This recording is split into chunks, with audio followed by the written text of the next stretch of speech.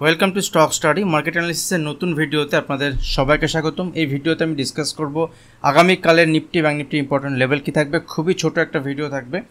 আর যেমনটি আমি আপনাদের সঙ্গে শেয়ার করেছিলাম যে আগামী 15 থেকে 20 দিন আগামী 15-20 দিন মার্কেটে আমি অ্যাক্টিভলি থাকবো না, সেক্ষেত্রে ভিডিও আসবে বাট রেগুলার বেসিসে ভিডিও আসবে না। তো আজকে আপনাদের থেকে অনেক SMS পাচ্ছি, যার জন্য একটা ভিডিও আমি শেয়ার করলাম। সিম্পল যদি আমরা দেখি নিফটি ব্যাংক নিফটির ক্ষেত্রে বাই অন ডিপ এখনও পর্যন্ত মার্কেট আমরা দেখতে পাচ্ছি। এবং যদি আজকে আমরা দেখি নিউজ ইম্পর্টেন্ট, সেক্ষেত্রে আমাদের প্রাইম মিনিস্টার নরেন্দ্র মোদী নতুন করে তৃতীয়বারের জন্য তিনি প্রধানমন্ত্রী পদে এসছেন, আবার প্রধানমন্ত্রী তো পেয়েছেন এবং এখান থেকে মার্কেটে লাস্ট 2-3 দিনে মার্কেটের উপরের দিকে মুভমেন্ট হয়েছে। তো যদি আমরা মার্কেটকে দেখি আলটিমেট দেখুন মার্কেটের যে এক্সিট পোলের যে রেজাল্ট এসেছিলো, এক্সিট পোলের রেজাল্টের বেসিসে মার্কেটে যে শুট আপ করেছিল এবং শুট আপ করলেও মার্কেট সেখান থেকে সাস্টেন করে নিই এবং নিফটি ব্যাংক নিফটিতে 5%-6%-এর ফল আমরা দেখেছিলাম। সেখান থেকে মার্কেট যদি দেখি নিফটি আবার কিন্তু যে লেভেল থেকে ফল এসেছিলো সেই লেভেলের কাছে নিফটি রয়েছে। কিন্তু নিজেকে একবার প্রশ্ন করে দেখতে পারেন যে আপনার যে পোর্টফোলিও ছিল সেই পোর্টফোলিও কি পজিটিভে আছে, মানে যেখানে এক্সিট পোলের আগের দিন থেকে যদি আপনি দেখেন তার উপরে মার্কেট ট্রেড করছে, কিন্তু আপনার যে স্টকগুলো আপনার পোর্টফোলিওতে ছিল সেই পোর্টফোলিওর স্টক কি পজিটিভে আছে। দেখুন এখানে যেটা হচ্ছে সেটা হচ্ছে মার্কেটে যদি আমরা দেখি সেক্টর রোটেশন হচ্ছে। লাস্ট কয়েকদিন ধরে আমি একই কথা আপনাদের সঙ্গে শেয়ার করছিলাম যে মার্কেটে পিএসইউ সেক্টর, পিএসইউ ব্যাংক বলুন বা পিএসইউ যে এন্টারপ্রাইজ যেগুলো আছে সেসব সেক্টর থেকে আমি একটু দূরে আছি এবং আপনাদের সঙ্গে এরকমটি শেয়ার করেছিলাম। তো আমি আপনাদেরকে একটুখানি দেখাই যে মার্কেটে যে উপরের লেভেল থেকে ফল এসেছিলো এবং ফল আসার পরে যে মার্কেট উপরের লেভেলে গেছে, নিফটি যে অল টাইম হাইয়ের কাছাকাছি এখন ট্রেড করছে 23,300-এর কাছাকাছি, এই সিচুয়েশনে মার্কেটে পিএসইউ সেক্টরগুলো যদি আমরা দেখি, দেখুন পিএসইউ ব্যাংক আমি আপনাদেরকে দেখাচ্ছি, এটা পিএনবি যে লেভেল থেকে ফল এসেছিলো মার্কেটে উপরের দিকে মুভমেন্ট হলেও এক্সিট পোলের আগের যে রেজাল্ট, যে সময় এক্সিট পোলের আগের যে প্রাইস যেটা ছিল সেই পর্যন্ত কিন্তু এখনও প্রাইস পৌঁছাতে পারেনি। দ্যাট মিনস যা সেটা একটা বাউন্স আমরা বলতে পারি। কানাড়া ব্যাংকের ক্ষেত্রে যদি দেখি, দেখুন প্রাইস দেখুন নিচে আসার পরে উপরের দিকে এখনও পর্যন্ত এক্সিট পোলের আগের যে সিচুয়েশানে যেখানে প্রাইস ছিল সেখানে যায়নি। ব্যাংক অফ বরোদার ক্ষেত্রে সেম সিচুয়েশান, যদি এসবিআই ব্যাংকের ক্ষেত্রে দেখি সেম সিচুয়েশান, যদি এখানে আমরা জম্মু কাশ্মীর ব্যাংক মানে প্রত্যেকটা গভর্নমেন্ট যে ব্যাংক আছে সেই ব্যাংকিং স্টকগুলোকে যদি দেখি একই সিনারিও। দ্যাট মিনস যে ফল এসেছিলো সেই ফল আসার পরে যে প্যানিক সেল মার্কেটে এসেছিলো এইসব পিএসইউ সেক্টরে, তারপরে কিন্তু একটা বাউন্স এসেছে, জাস্ট এখনও পর্যন্ত উপরের দিকে বড় কোনো মুভমেন্টে আপনার যদি এসব স্টক আপনার পোর্টফোলিওতে থাকে এখনও পর্যন্ত আপনার পোর্টফোলিও কিন্তু রেডেই চলছে। যদি কেউ লোয়ার লেভেলে বাই করে থাকেন আগামী 1 বছর 2 বছর 3 বছরের জন্য দ্যাট ইজ ঠিক আছে, বাট উপরের লেভেলে যদি কেউ এক্সিট পোলের রেজাল্ট দেখে এন্ট্রি করে সে কিন্তু এখনও লসে আছে এবং এখানে প্যানিকেই আছেন। তো এখান থেকে পিএসইউ ব্যাংকিং সেক্টর আমি আপনাদেরকে দেখালাম। দেখুন পিএসইউ যে এন্টারপ্রাইজ যেগুলো আছে যেমন সেল, দেখুন সেলের ক্ষেত্রে যদিও বা সেল মেটাল সেক্টর থেকে বিলং করে আলাদা বিষয়, তবুও যদিও আমরা এটাকে দেখি দেখুন উপরের লেভেল থেকে যে সেল এসেছিলো এক্সিট পোলের পরে সেখানে 2-3 দিন উপরের দিকে মুভমেন্ট হলো, সে লেভেলে যায়নি। তো এরকম যদি পিএসসি মানে পাবলিক সেক্টর এন্টারপ্রাইজের ক্ষেত্রে দেখি, দেখুন বিপিসিএল ক্ষেত্রে একই সিনারিও, আইওসিএল একই সিনারিও, দেখুন ওএনজিসি একই সিনারিও, কিন্তু মুভমেন্টটা হলো কোথায়, নিফটি কেন এতটা উপরে গেল। দেখুন এনটিপিসি সেম সিনারিও। তো সিচুয়েশান যদি আমরা দেখি তাহলে মার্কেটে স্টকের কিন্তু মুভমেন্ট হয়নি, বাট ইন্ডেক্স কিন্তু অল টাইম হাইয়ের কাছে পৌঁছে গেছে। এরকমটি হয়েছে বিকজ অফ আইটি স্টক। যে আইটি স্টক নিয়ে আমি আপনাদের সঙ্গে ডিসকাশন করেছিলাম যে আইটি স্টকের এখান থেকে এন্ট্রি করা যেতে পারে, এবং আজকে নয় যেদিন মার্কেটে ফল এসেছিলো তার পরের দিন থেকে আমি আপনাদের সঙ্গে শেয়ার করেছিলাম যে আইটি স্টকের এখান থেকে মুভমেন্ট আসতে পারে। এবং সেখান থেকে যদি আপনি আইটি স্টক যদি দেখেন, আমি বড় বড় যে আইটি স্টকগুলো আছে ব্লু চিপ যেগুলো লার্জ ক্যাপ আইটি স্টক সেগুলোর তো মুভমেন্ট হয়ে যায়। এছাড়াও যদি ছোটো ছোটো আইটি স্টক যেমন বিড়লা সফট, কোফোর্স এইসব স্টকগুলোকে আপনি দেখেন, দেখবেন লাস্ট 3 দিনে মোর দ্যান 10%-15%-এর মুভমেন্ট আপনি পেয়েছেন। দেখুন টিসিএসের মতো স্টক যদি দেখেন, টিসিএস কোথায় ছিল এক্সিট পুরো রেজাল্টের আগের দিন, সেখান থেকে 3 দিনে কতটা মুভমেন্ট হয়েছে। এখানে যদি এইচসিএল টেক দেখে এইচসিএল টেকের কতটা উপরের দিকে মুভমেন্ট হয়েছে। নকরি আইটি সেক্টর থেকে বিলং করে। আইটি ইন্ডেক্সকে দেখুন এখান থেকে লোয়ার লেভেল থেকে 3 দিনে আইটি ইন্ডেক্সের মোর দ্যান 7-8% মুভমেন্ট এখানে হয়েছে। যদি টেক মহিন্দ্রাকে দেখি, টেক মহিন্দ্রা দেখুন এখান থেকে উপরের লেভেলে কীভাবে মুভমেন্ট হয়েছে, ইনফোসিসের কীভাবে মুভমেন্ট হয়েছে। তো সমস্ত আইটি সেক্টরের এবং সঙ্গে এফএমসিজি স্টকের একটা লোয়ার লেভেল থেকে মুভমেন্ট এসছে।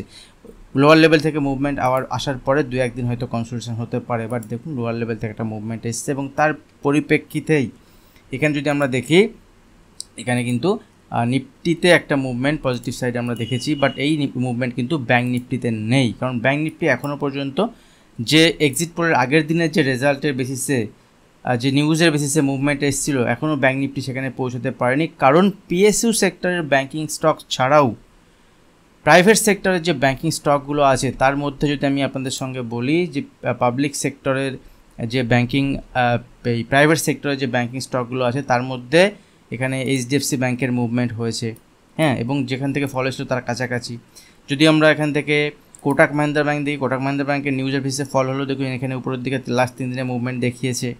যদি এখান থেকে আমরা অ্যাক্সিস ব্যাঙ্কে দেখি, অ্যাক্সিস ব্যাঙ্কে মুভমেন্ট এসছে, ইন্দাসইন্ড ব্যাঙ্কে একটা ভালো মুভমেন্ট এসছে। তো এই ব্যাঙ্কিং যে প্রাইভেট সেক্টর যে ব্যাঙ্ক আছে এদের যে মুভমেন্ট হওয়ার ফলে ব্যাঙ্ক নিফটি কিন্তু একটা মুভমেন্ট পজিটিভ সাইডে এসছে, এবং হায়ার পর্যন্ত পৌঁছাতে না পারলেও ব্যাঙ্ক নিফটি অলমোস্ট 50,000-এর কাছে, 49,800-এর কাছে ট্রেড করছে। তো এখান থেকে আগামীকালের ট্রেড প্ল্যান হতে পারে, কি হতে পারে এগুলো নিয়ে আমি ডিসকাশন করবো। খুবই ছোটো ভিডিও থাকবে। আর একটা বিষয়, যদি ইনভেস্টমেন্ট করতে চান 2 বছর বা 6 মাস 1 বছর অ্যাটলিস্ট, সেক্ষেত্রে আইটি স্টক যদি এখান থেকে নিচের দিকে ফল হয় সেক্ষেত্রে ভাবা যেতে পারে। আর আইটি স্টকের মুভমেন্ট পজিটিভ সাইডে হওয়ার আরেকটা কারণ কি যদি আমি আপনাদের সঙ্গে বলি, সেটা হচ্ছে আমরা লাস্ট দিন দেখেছি ECB, that means bank of ইংল্যান্ডের যে সেন্ট্রাল ব্যাঙ্ক আছে, সেন্ট্রাল ব্যাঙ্ক অফ ইংল্যান্ড, তার যে ইন্টারেস্ট রেট ডিসিশন এসছে, সেখানে ইন্টারেস্ট রেট 0.25%, মানে 25 বেসিস পয়েন্টে এখানে ইন্টারেস্ট রেট কমেছে। লাস্ট যদি 8-10 মাস বা 1 বছর 1.5 বছর 2 বছর ধরে আমরা দেখি মার্কেটে ইন্টারেস্ট রেট বাড়ার একটা সাইকেল চলছিল, এবং তারপরে উপরের দিকে ইন্টারেস্ট রেট একই জায়গাতে চলছিল। তো এরপরে বিভিন্ন যে আমেরিকার ক্ষেত্রে দেখি, ইন্ডিয়ার ক্ষেত্রে দেখি একই situation, all over world wide interest rate হাইতে চলছে, এবং হাইতে গিয়ে একটা স্ট্যাগনেন্ট পয়েন্টে গিয়ে কিন্তু চলে রয়েছে অনেক দিন ধরে। ইন্টারেস্ট রেটের কোনো চেঞ্জ হচ্ছে না। ইসিবি ব্যাংকের যে ইন্টারেস্ট রেট চেঞ্জ হয়েছে, মানে ইংল্যান্ডের যে ইন্টারেস্ট রেট চেঞ্জ হয়েছে, সেক্ষেত্রে আমাদের দেশের কোন কোন স্টকের ক্ষেত্রে পজিটিভ সাইডে মুভমেন্ট হতে পারে, সেক্ষেত্রে কিন্তু আমি লাস্ট দিন আপনাদের সঙ্গে ডিসকাস করেছিলাম, প্রিমিয়াম গ্রুপ আমি লাস্ট দিন ডিসকাস করেছি। তো সেক্ষেত্রে সবথেকে বেশি বেনিফিটেড হবে কোন কোম্পানি, না যে কোম্পানিগুলো আমাদের দেশের কোম্পানি অথচ তারা বিজনেস করে কোথায়, ইংল্যান্ডে তাদের মেন বিজনেস। এরকম যে কোম্পানিগুলো আছে সেগুলো হচ্ছে আইটি স্টক, এবং আইটি স্টকের ক্ষেত্রে ছাড়াও মানে আইটি স্টকের মধ্যেও কিছু স্পেসিফিক আইটি স্টক আছে যাদের মেন বিজনেস কিন্তু ইংল্যান্ডে। তার মধ্যে যে স্টকগুলো আছে সেই স্টকগুলোর একটা মুভমেন্ট আমরা লাস্ট দিন দেখেছি, এবং বিশেষ করে আইটি ইন্ডেক্সের এখান থেকে একটা মুভমেন্ট দেখেছি, আইটি স্টকের একটা মুভমেন্ট দেখেছি। তো আইটি স্টকের এই যে মুভমেন্ট এসছে, এই মুভমেন্ট কন্টিনিউ হতে পারে। এখান থেকে যদি ছোটোখাটো 2-3% ফল হয়, পজিশনাল বেসিসে এখান থেকে এন্ট্রি করার সুযোগ থাকবে, আগামী দিনে সুযোগ থাকতে পারে। কিন্তু যখনই আপনি ট্রেড করবেন, অ্যানালিসিস নিজে করার পরে করবেন। আমি কোনো বাইং সেলিং রিকমেন্ডেশন এই ভিডিওতে করছি না। দেখুন এখান থেকে আরেকটা বিষয় যদি আমরা দেখি, লাস্ট দিন আমেরিকাতে জব ডেটা এভরি মান্থ, প্রত্যেক মাসের ফার্স্ট শুক্রবারে ইউএসের জব ডেটা আসে সন্ধ্যা 6টার সময় জব ডেটা আসে। সেই জব ডেটাকে যদি আমরা দেখি তাহলে জব ডেটা কিন্তু ভালো এসছে, মানে স্ট্রং জব ডেটা মানে ইকোনমি যদি স্ট্রং থাকে তাহলে আমেরিকাতে যে ইন্টারেস্ট রেট ডিসিশন, যেটা রেট কমার কথা হচ্ছিল, ইন্টারেস্ট রেট যেটা কমার কথা হচ্ছিল, সেটা কিন্তু ইন্টারেস্ট রেট কম নাও হতে পারে, বা সেটা কমতে আরও কিছুটা সময় লাগতে পারে। যদি আরও কিছুটা সময় লাগে, যেটা আমেরিকান মার্কেট এক্সপেক্ট করছিল যে ইন্টারেস্ট রেট এখান থেকে যদি কমে, সেক্ষেত্রে মার্কেটে কনজামশন বাড়বে, আর মার্কেটে যদি কনজামশন বাড়ে সেটা স্টক মার্কেটের জন্য ভালো। বাট এরকমটি কিন্তু এই মুহূর্তে দেখা যাচ্ছে না, যার ফলে ডলার ইন্ডেক্স যদি আমরা দেখি, আমেরিকাতে ডলার ইন্ডেক্সের কিন্তু একটা মুভমেন্ট পজিটিভ সাইডে আমরা দেখেছি। আর ডলার ইন্ডেক্স যদি পজিটিভ সাইডে হয়, তার সঙ্গে স্টক মার্কেটের একটা ইনভার্স রিলেশন থাকে। তো যাই হোক, এই বিষয়গুলো কিন্তু আপনার মাথায় থাকবে যদি আপনি মার্কেট ট্রেড করছেন। বাট আমাদের ইন্ডিয়ান মার্কেট কিন্তু যদি ওয়ার্ল্ড মার্কেটের তুলনায় দেখি, ওয়ার্ল্ড মার্কেটের সঙ্গে চলছে না। লাস্ট দিন যদি এফআইআই ডেটা দেখি, এফআইআই ক্যাশ মার্কেটে যেখানে সেল করছিল, এফআইআই কিন্তু লাস্ট দিন ক্যাশ মার্কেটে বাই করেছে। ফিউচার মার্কেটে যদি দেখি, ফিউচারেও ইন্ডেক্সের ক্ষেত্রে আমি আপনাদের সঙ্গে ডিসকাস করেছিলাম, যেখানে ইন্ডেক্সের একদম মানে সেল পজিশন তাদের গায়ে চলে এসছে, একদম নিচের লেভেলে চলে এসছে। তো এখানে তাদের বাই করতে হতে পারে, তো তারা এখান থেকে বাই করেছে।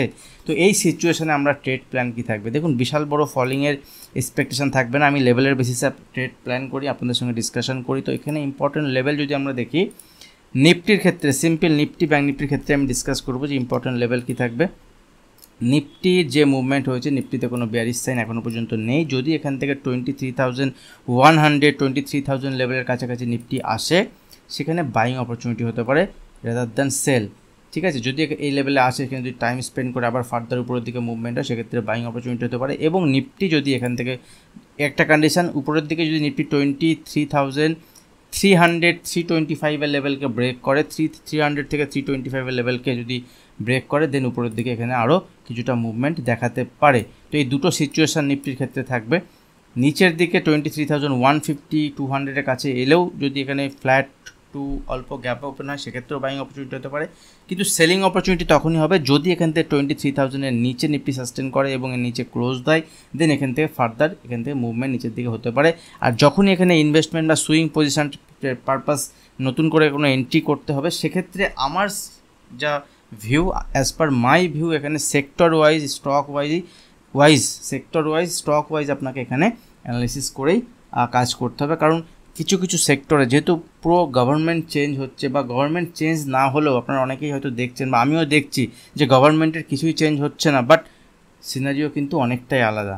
যদি এইবারে দেখি লাস্ট 10 বছরের একরকম ছিল, এখনকার সিচুয়েশানে, কারেন্ট সিচুয়েশানে যদি দেখি, বিজেপি গভর্নমেন্ট এখানে ক্ষমতায় এলেও তাদের যে সংখ্যাগরিষ্ঠতা কিন্তু নেই। কারণ এই যে সরকার, এই সরকার কিন্তু একত্রে মিলিত হয়ে একটা সরকার, একসঙ্গে কোনো একটা জোট সরকার, এই জোট সরকার কিন্তু অনেক সময় অনেক সিচুয়েশানে উপরের দিকে মুভমেন্ট হলেও অনেক সময় অনেক নিউজ এলে মার্কেটে তার এফেক্ট পড়ে।